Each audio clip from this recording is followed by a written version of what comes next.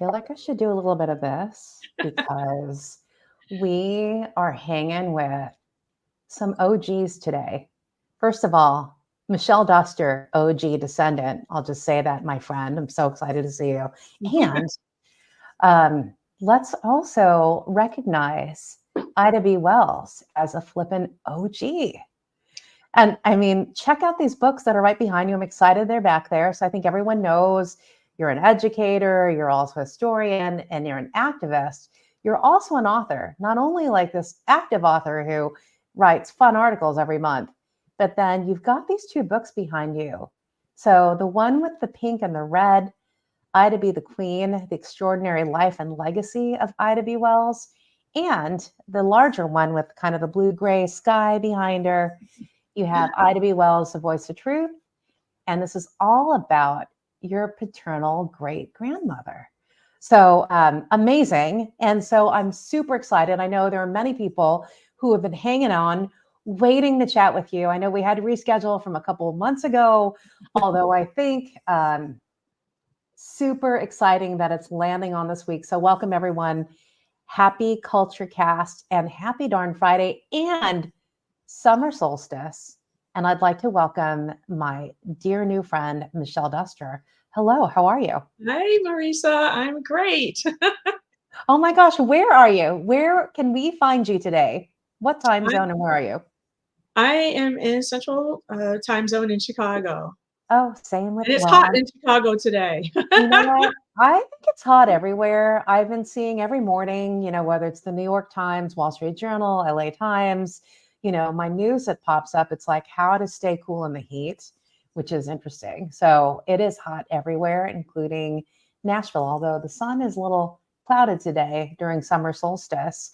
But I'm super excited. Not only are we meeting today, but it's also Juneteenth week. It's theoretically Independence Day, right, for African Americans. And I think I actually want to jump into that because you just recently posted an article a couple days ago, and it's all around Juneteenth.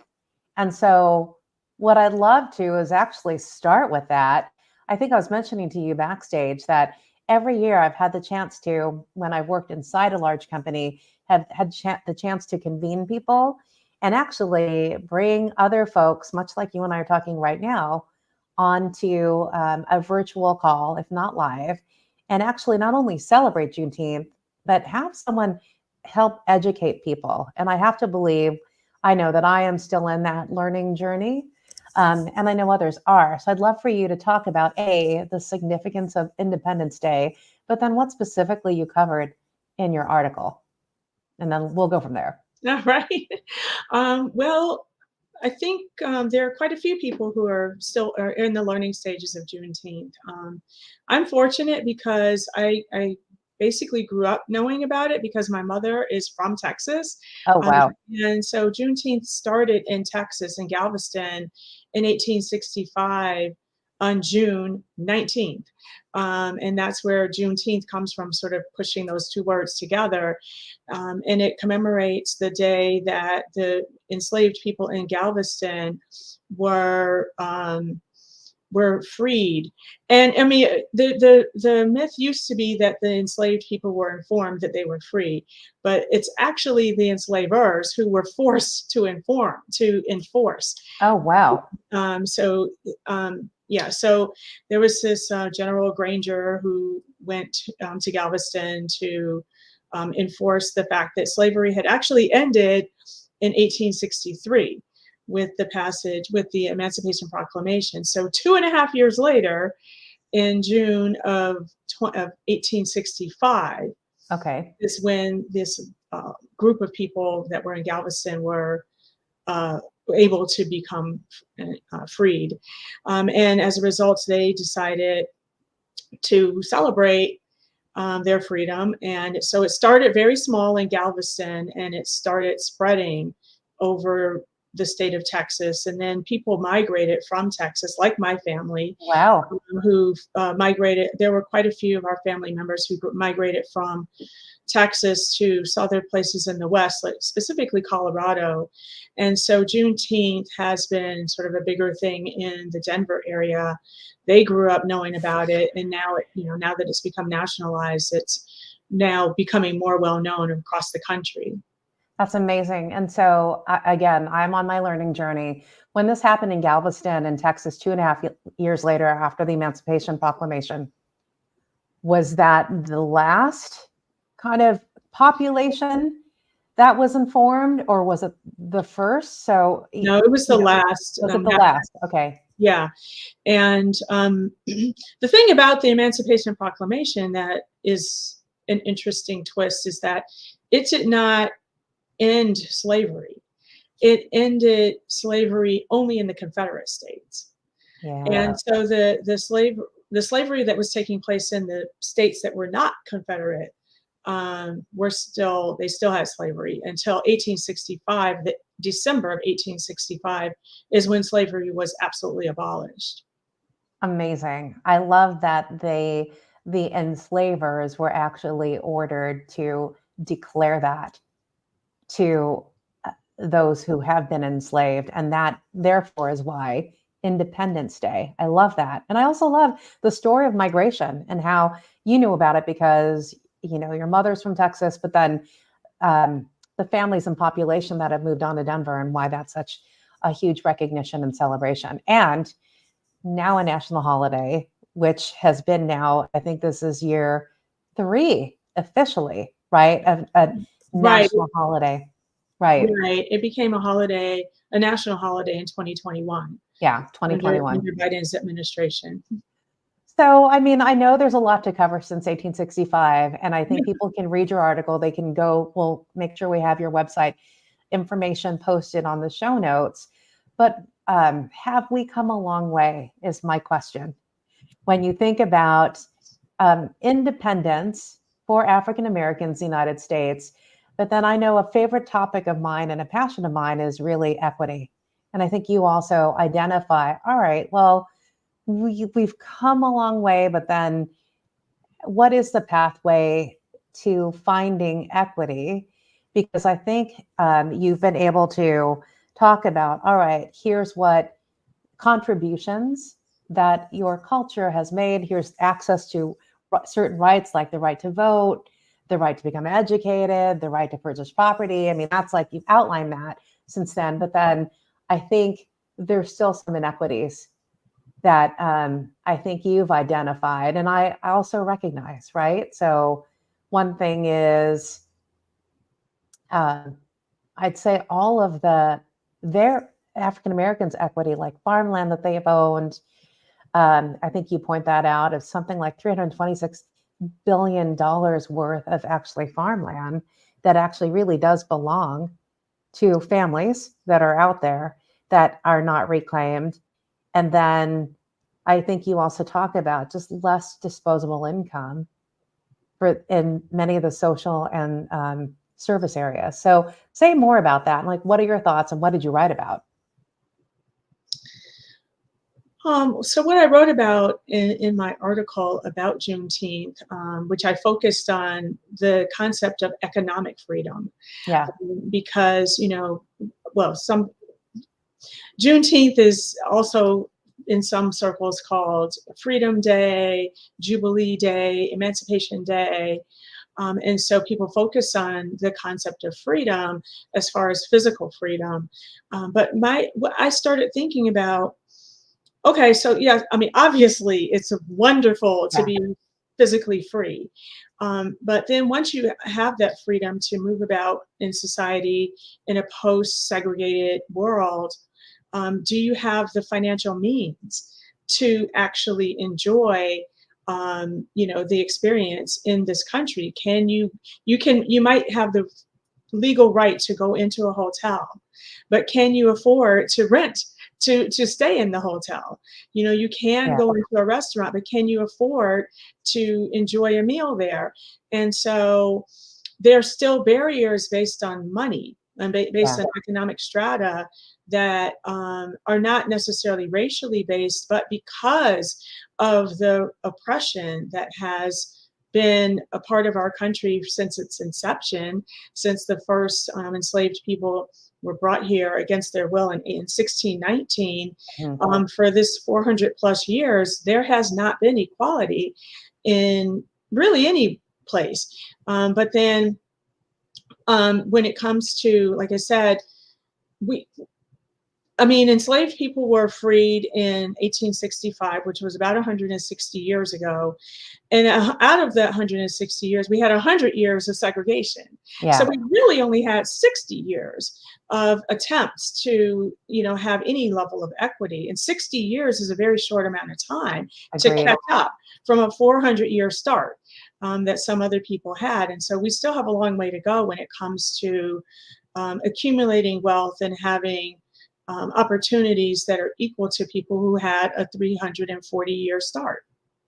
I love that you put it in that context in terms of oppression and timeline. And if you look in the context of really 60 years in the face of 340 years, help people do the math around that. Clearly, if there's more time to settle in, so to speak, and gain opportunity, it is 6 times, right? Almost 6 times where we are now 60 years later. And I'll say, just my reaction listening to you, look, I've been in this path of being a people and culture leader, for almost 30 years, in corporate America, and over the last year and a half, helping corporate America on the side with a lot of startups.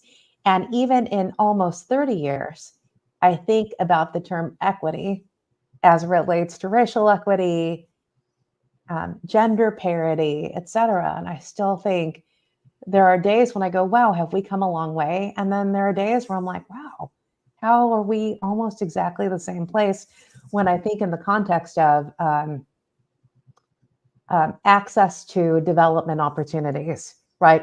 Or access to uh, not only development opportunities, certain roles and jobs, which to me equals a pathway to economic freedom. And I still don't see that, and I know there are a lot of companies that are out there really making their way, committing to equity. It's not only just diversity, but it's inclusion and creating access to equity. But I hear you when you say 60 days in society. Maybe I'm being impatient. 30 years inside the workplace, and I feel like we're still moving at a very slow pace. And I say that because, again, you look at the percentage of women versus men leaders running Fortune 1000 companies, right? You look at the percentage of people of color running Fortune 1000 companies, and that's the context that I'm coming from. And so it makes you wonder, okay, is it going to take another 100 and 280 years to catch up? I just wonder. I hope not. Well, one of the things that I also mentioned in my article is the reality that when Black people have built their own, this whole concept of like, pull yourselves up by your bootstraps, right? Yeah. That's the American mantra. And Black people have done that.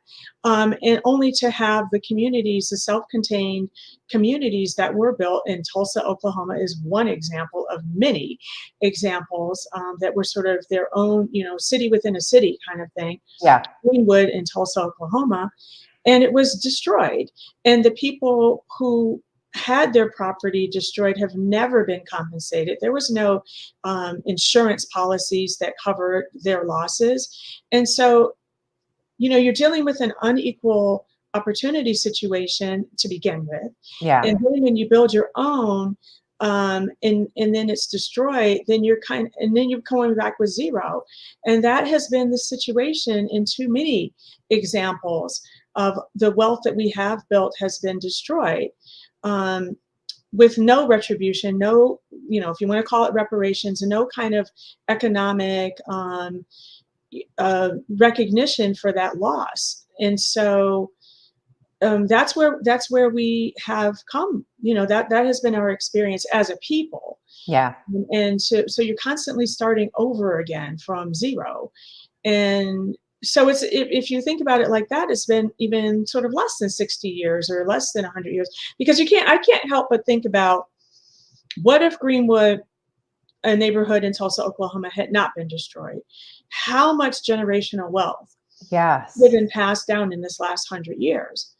And Elaine, Arkansas, and we can just go down the line of different communities around the country, Rosewood, that were just destroyed with nobody was ever tried with any crime. Nobody was ever Yeah. compensated for their loss. So um, it's not, this whole concept of pull yourselves up by your bootstraps doesn't apply to us when we have done it and our property has been damaged. Yeah. I think that's how you add up all of the equity that I think African Americans in post segregation world, how they've lost that. And I think that's a great education for people who also are listening in. And it's funny you were talking about that. I think people are barely learning about this now. I mean, there's new projects out there. Funny enough, I think after you and I spent time together in Washington, D.C., I came across, I don't know if you know these leaders, there's a group of women who are called the Descendants Project, right? So they're called the Descendants Project, and they are out there helping families, communities go and reclaim land, property, that belongs to the families and communities based on this, not only in the last 60 years, but then, going as far back as, you know, pre-segregation, post-Emancipation Proclamation. So I don't know if you've come across them at all, but I think that's one drop in a bucket of people who are trying to help educate and also help people claim what's theirs. I don't know if you've seen that at all. I've heard of them. And one thing I really hope that people start to recognize is that there are systems, there are political and structural systems in the United States that have created this inequity. It's not about individual people being hardworking. It is structures. For instance, if redlining that happened when it comes to housing and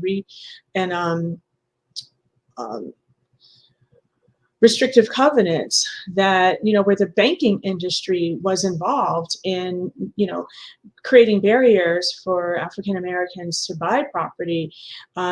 Historically and still to this day, if somebody wants to start a business, a lot of times the loans they might get are at higher interest rates.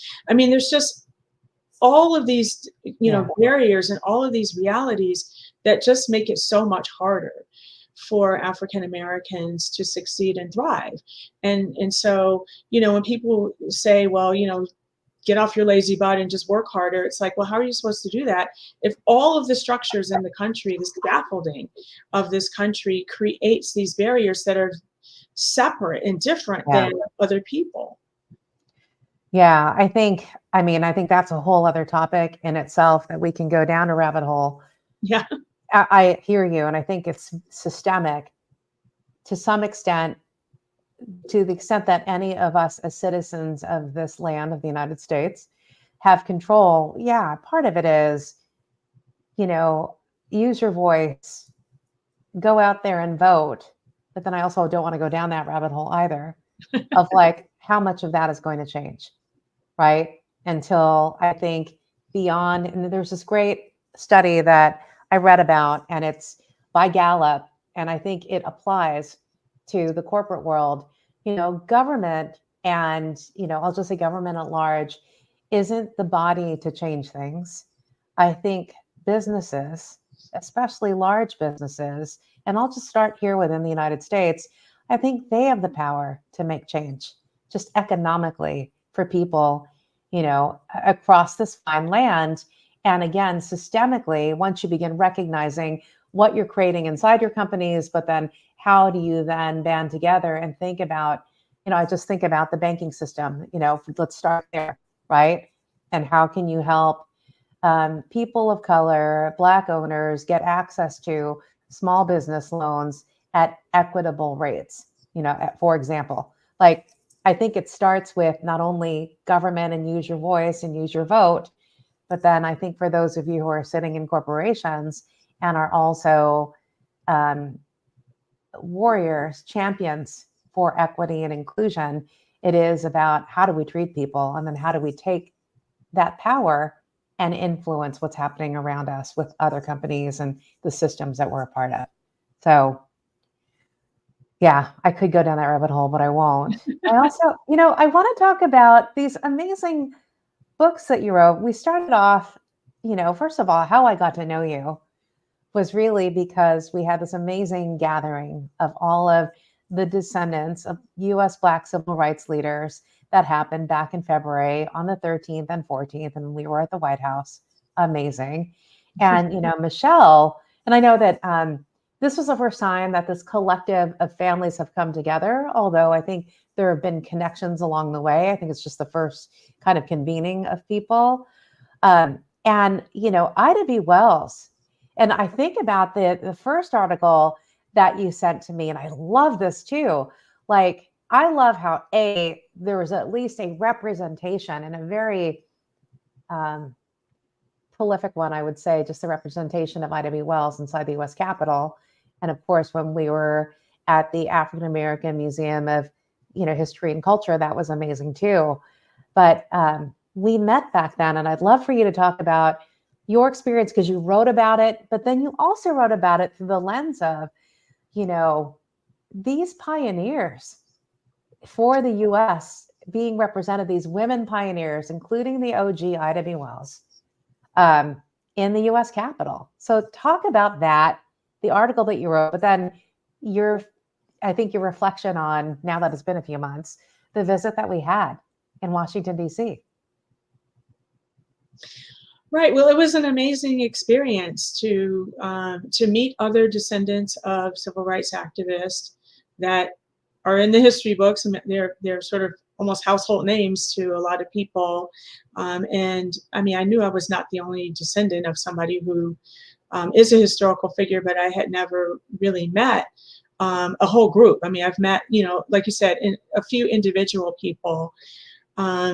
So it was really amazing to be in the same space for several days with people who have a similar kind of experience, life experience. It is a very unusual experience to be a direct descendant of somebody that is revered, and people shiro and all kinds of ways that people connect with who Ida is. And so to meet other people who have that same kind of, experience when people meet them, it is a very unusual kind of life experience. So we had that in common, to begin with. And then the other thing that was really interesting is that a lot of our ancestors knew each other. So there was that kind of bond, like Frederick Douglass was one of Ida B. Wells's mentors. And so for the descendant of Frederick Douglass and I to be in the same space, it's like, whoa, our ancestors knew each other, and now we're meeting each other, and we're kind of doing similar work. And so, just to be able to share that was amazing. And then when it came to again, the kind of unusual life experience of having your ancestors in museums, in museum exhibits, represented in public spaces, that's a different kind of experience. The women who were represented in the Capitol were Mary McLeod Bethune and Rosa Parks. So Ida B. Wells is in the museum. Oh, that's right. Okay. She's in the Smithsonian, the African American Smithsonian Museum. Fairly, she's quite well represented in that museum, as well as so many of the other ancestors of the descendants who were in that group. So it was That's right. It was a lot of fun, just to share that that space, and to share the experience of being in those spaces together, and having the opportunity to kind of share and compare and contrast our life experiences. Quite a few of us are working in the communications field, or some kind of in our own way, being activists. So we do have that in common. Yeah, that's right. And actually, yeah, you're reminding me when you wrote that article, and I remember this tour guide saying this, that in the US Capitol, only of 540 rooms, only two were named after women. And then, of course, I think less than 5% of there's over 250 statues in there and busts are in the image of women. And then, yes, you pointed out that actually Rosa Parks and Dr. Mary McLeod Bethune are the two African American women that are represented in the US Capitol. And that's wild. Again, I think about our history and what our history has been built on. And, I know this is trite to say it, but behind every great man is a great woman. And quite frankly, behind every great woman is a great man. Okay. So the fact that, again, that representation just shows how we've started as a country. Now I'm just going to be ringing in my ears the 60 years versus the 340 years that we've been talking about. But yeah, I'm now reflecting too on it was amazing and such a privilege and an honor to be in that space. And right, hearing the conversations about different families, ancestors, knowing each other, and not just knowing each other, but having that relationship. And I even think, what was the story as it relates to Rosa Parks and Ida B. Wells, right? So wasn't there a connection? I mean, there's so many connections that were happening there that I thought this is just amazing to see everyone come together. And to your point, there's a commonality too with what everyone is doing. I think you're right, the theme of being in communications, but everyone in their own way has become an activist, not only to honor their legacy, but their family's legacy, but to create their own. Like when I met you, I'd love to talk about the work that you've done in Chicago, right? You talked about having the first street Chicago being named after a woman and a housing community after Ida B. Wells. Talk about that. Like, how is that coming to play in your communities as an activist? I know you write about it, but then there's a lot of physical stuff that you've been doing too that represents this. Yes, I mean, I started. Well, I've always been a writer. I started my career as a writer in advertising. And I get asked all the time if I decided I wanted to be a writer to follow in my great grandmother's footsteps, and that is a no. In fact, I really tried to not do that because I knew I would have never-ending comparisons to her. Yeah. And I wanted to forge my own career and my own identity.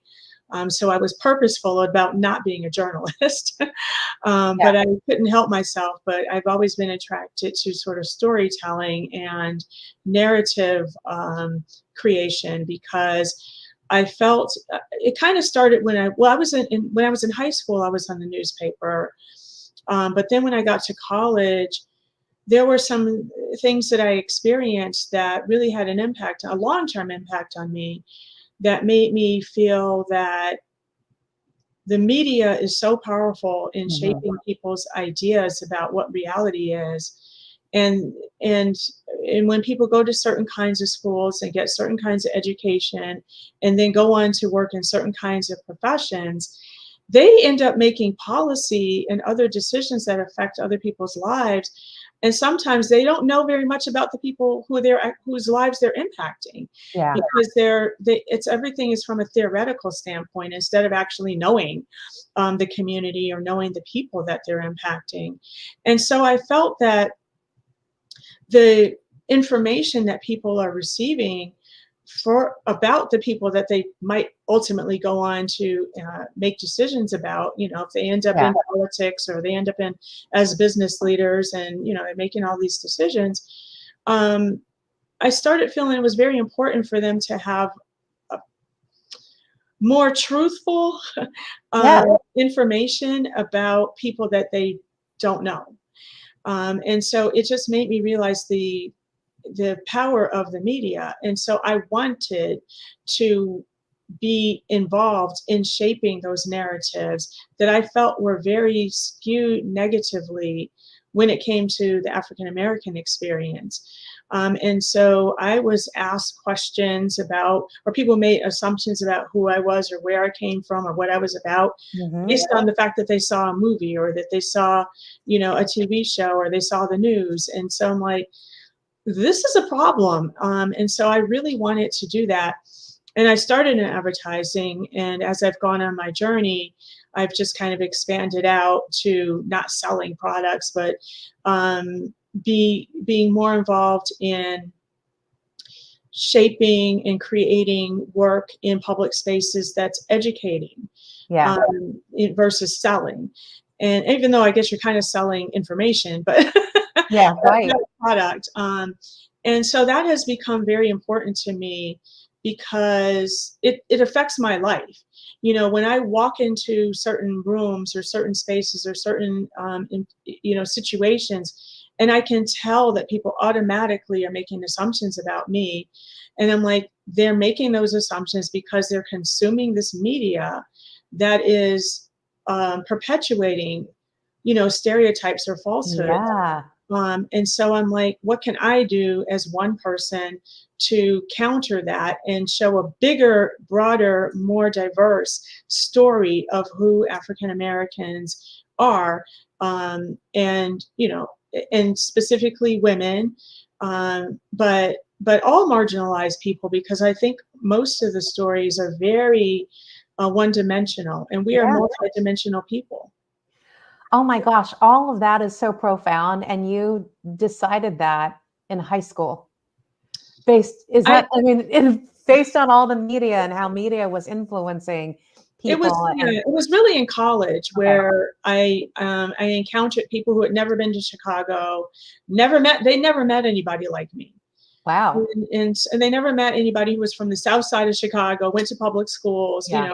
like what my whole background is. And so some people were asking me questions, and I was like, why are you asking me that question? Like, are there two parents in your household? Or, Oh well, wow. I know you, and who's in a gang? How many people in your family are in jail? I mean, just these kind of, I'm like, OMG. yeah, I'm like, really? Why are you like, why do you think that would be my reality just because I'm Black and from Chicago? Yeah. Um, Interesting. Okay. yeah, I thought I heard that in high school, and then I think how that continues on through college. I hear you. I think that's amazing. Like, who is Michelle? The fact that that kind of shaped your need to want to communicate. I get that you started in advertising, but then it is about, and I know that someone made a comment, a Weiss made a comment about having information is key. It's about helping people understand the facts. And I feel you. For a bit, how do you help society? How do you help corporations understand that? It's still somewhat the same. I think about like growing up. Now, I grew up in East LA, and then we moved to the suburbs called Upland in Southern California. And in LA, there were more people because we lived in the community where there were people of color. But then when we moved, we didn't. And it was for education. And I remember people will always say, and I'm sure you got this too, it sounds like you did, like, oh, where are you from? And I would say, oh, I moved here from LA. They're like, no, originally, where are you from? And making an assumption that because of the color of my skin, because potentially I had an accent, apparently I did back then, who knows, that they just made assumptions based on, and I love this, you're connecting the dots for me, what is being shown in the media. And I grew up when MTV became a thing, and what was represented on MTV was pretty homogeneous, like pretty generic. And if there was any diversity, it was pretty much a caricature or a stereotype. So to your point, I love that that was a connection you made that got you into advertising and communication. And I know we're on a culture cast, and everything that we are talking about is culture, but I'd love to get like your perspective and definition of, from your lens, how would you define culture? Like, what is it for folks who are listening? that's a great Yeah. question. To me, culture is ways that people reflect who they are. And it can be in multiple ways. Obviously, it could be through fashion, food, everything. I mean, Yeah. architecture, just every aspect of a reflection of who you are as a people. Yeah, I love that. Yeah, I think I find a theme with every culture cast guest that I have had on here. And I think it starts with, people think culture is a thing that you create this environment around you, which it is that too, right? You think about how do you cultivate environments where people can thrive? That is culture, but it starts with you. And it's like very personal, right? As a human being, how you self express, what you identify with, the people, the norms, the upbringings, but then how you put that on others. I think also is culture. When I hear you say that, not only is it first as an individual and then as a people. So Well, and then the thing is that, I mean, sort of getting back to stereotypes a little bit, this idea that there's, I mean, obviously there's, I guess, a Black community, but there's no one Black experience. yes, And so, for instance, I think families have cultures, right? yes, Within families, you might, your family might be sort of quiet and, whatever. And then somebody else's family is loud and boisterous. And so, in those particular families, they have sort of different cultures, different ways of doing things. So, it's all very diverse and sort of unique. And I don't think there's one way to kind of define what any one culture is. yeah, I agree. I think it's again, I think it's personal, and you're right. It's like a rainbow. I'll say that. And I know it's Pride Month. Happy Pride Month, by the way. But it is, it's very individual and everyone has different experiences. And you can't just make assumptions just based on what you think you know from the outside. I love that. I think about too, as we have had the chance to talk about Juneteenth and dig a little bit into history to create clarity, as I know I'm on my learning journey and others are as well.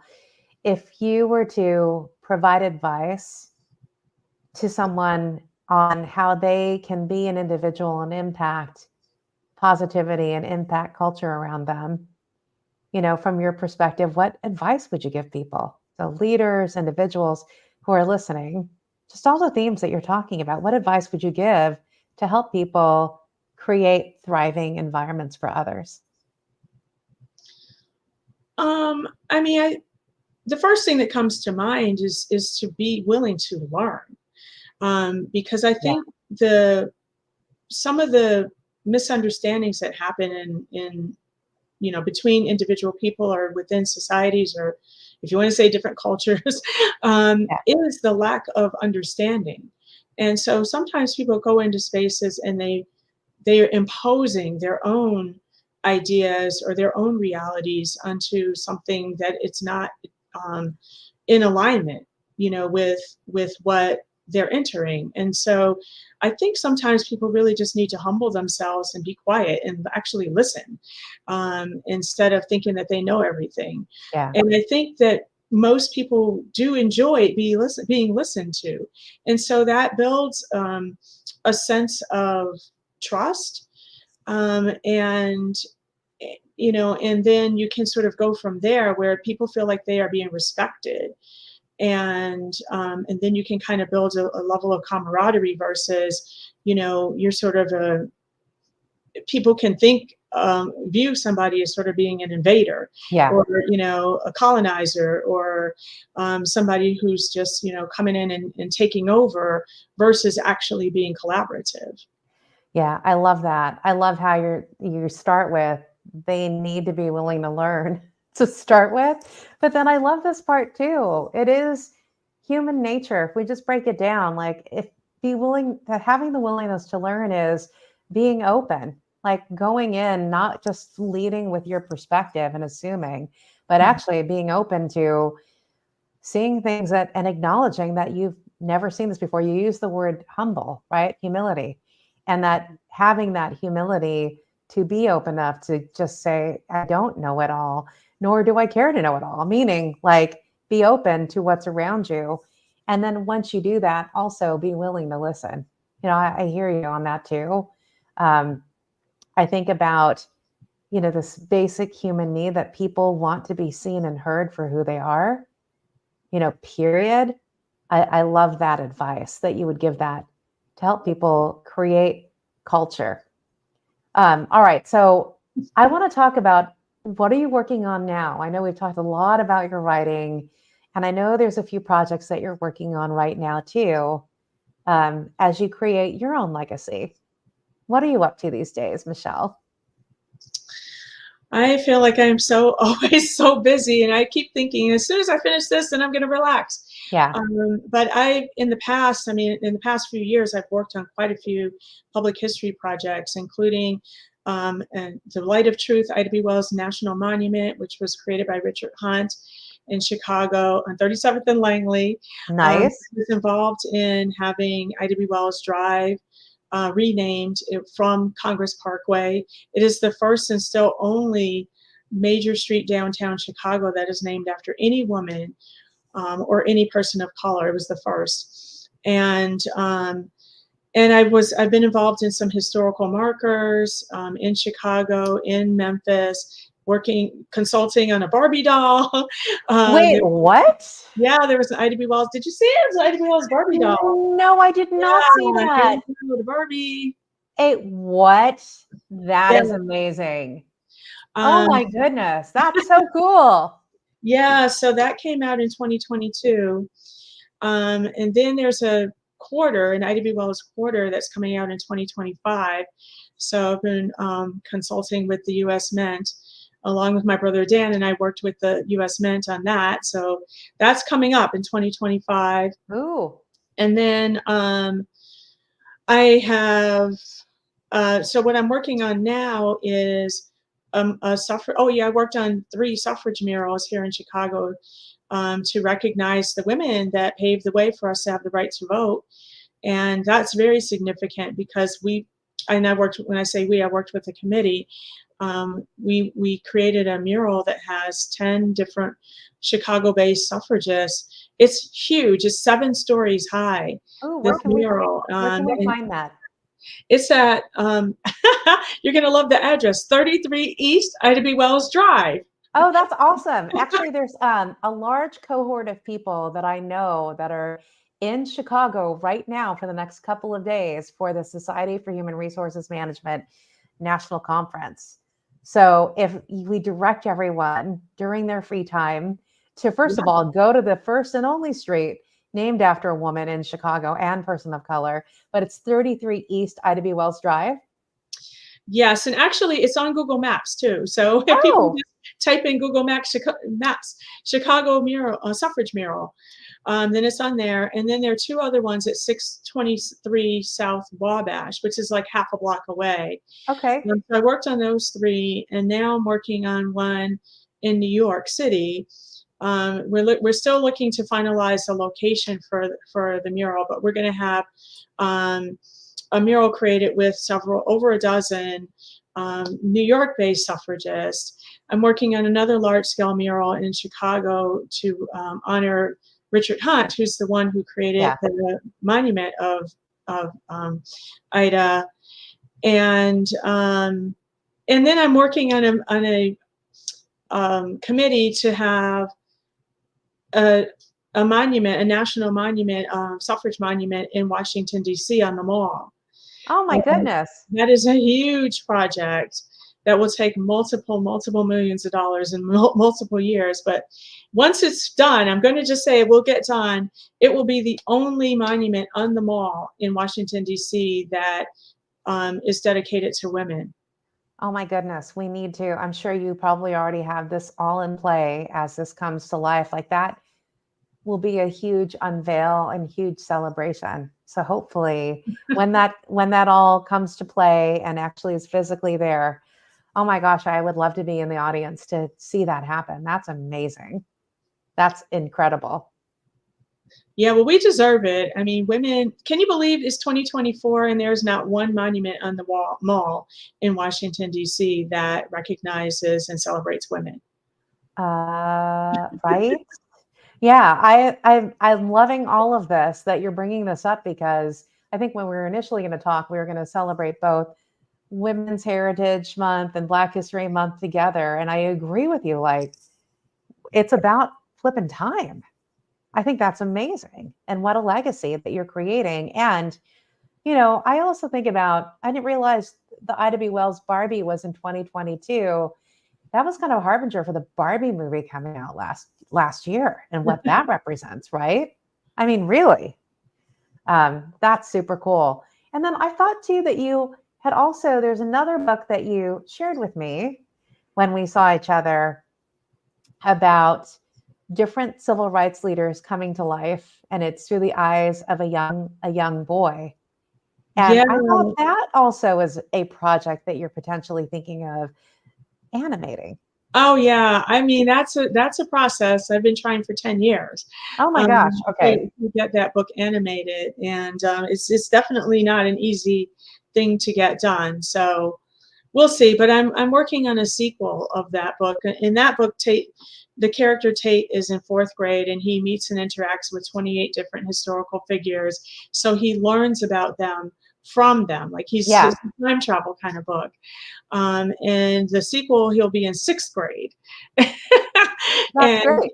yeah, and he's going on a road trip where he's learning things from some of the sites that he sees.